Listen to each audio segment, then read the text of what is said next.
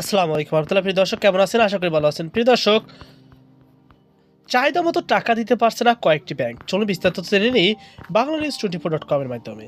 চরম তারল্য সংকটে আছে দেশের কয়েকটি বেসরকারি ব্যাংক। কেন্দ্রীয় ব্যাংক থেকে ধার পেয়েও সংকট কাটাতে পারছে না ব্যাংকগুলো। ফলে গ্রাহকের চাহিদা মতো টাকা দিতে পারছে না এসব ব্যাংক। গত কয়েক মাসে তারল্য সংকটে থাকা ব্যাংকগুলো প্রায় 28,000 কোটি টাকা ধার দেওয়া হয়েছে। এর মধ্যে 22,500 কোটি টাকা চেপে দিয়েছে বাংলাদেশ ব্যাংক, আর বাকি 5,500 কোটি টাকা বিভিন্ন ব্যাংক থেকে গ্যারান্টির মাধ্যমে ধার দেওয়া হয়েছে। বাংলাদেশ ব্যাংক ও বিভিন্ন সূত্রে এসব তথ্য জানা গেছে। সম্প্রতি সরেজমিনের সংকটে থাকা কয়েকটি ব্যাংকের শাখা পরিদর্শনে গিয়ে গ্রাহকদের অতি প্রয়োজনীয় টাকা না পাওয়ার বেশ কিছু চিত্র চোখে পড়েছে। রফিকুল ইসলাম নামে ড্যাফোডিল ইউনিভার্সিটির এক শিক্ষার্থী তার অসুস্থ বাবার দেওয়া চেক নিয়ে 2 মাস ধরে ঘুরছেন। তার বাবা মিরপুর 10 নম্বর একটি বেসরকারি ব্যাংকের গ্রাহক। নিজের সেমিস্টার ফি বাবদ বাবার চিকিৎসার জন্য 2 লাখ টাকার চেক কোনোভাবেই তিনি ক্যাশ করতে পারছেন না। টাকাটা খুবই প্রয়োজনীয় ওই শিক্ষার্থীর জন্য। নিরুপায় হয়ে রফিক টাকাটা তুলতে ব্যাংকটির প্রধান কার্যালয়ে পরিচিত এক কর্মকর্তার দ্বারস্থ হন। তিনি শাখা ব্যবস্থাপককে বলে দেওয়ার পর টাকাটা তুলতে পারেননি। রফিকুল বলেন, নিজেদের জমানো টাকা তুলতে এভাবে জুতা ক্ষয় করতে হবে তা কখনো ভাবিনি। এই টাকা কবে পাবো তাও বলতে পারছি না।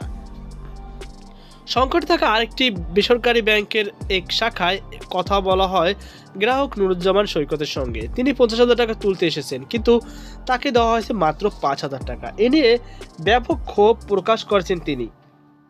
বলেন, পুরান ঢাকায় আমার একটা ছোট্ট ব্যবসা আছে, এখানে কয়েকজন কর্মী রয়েছে। আমার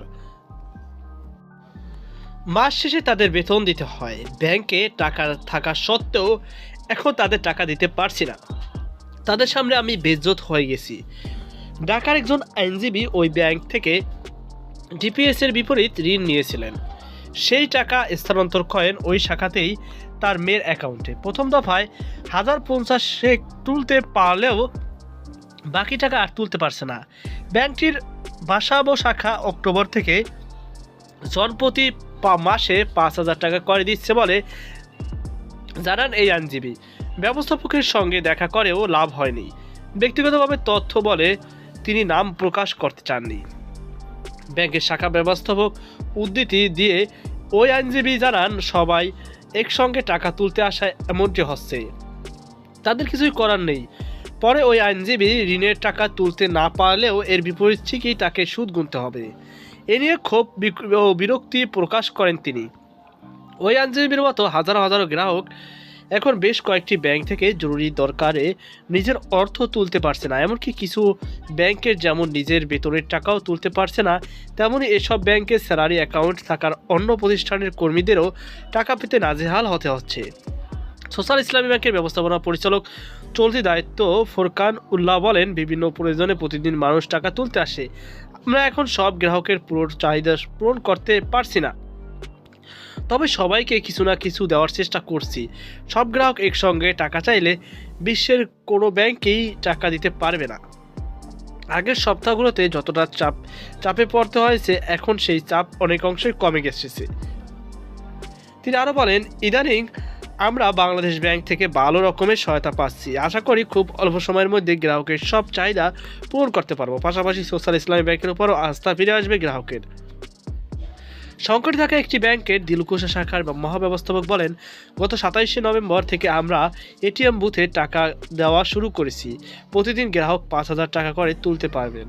বুথ থেকে কোনো গ্রাহক শাখায় গেলে টাকা পাবেন না। যে কোনো এক জায়গায় থেকে একজন গ্রাহক দিনে একবার টাকা উত্তোলন করতে পারবেন।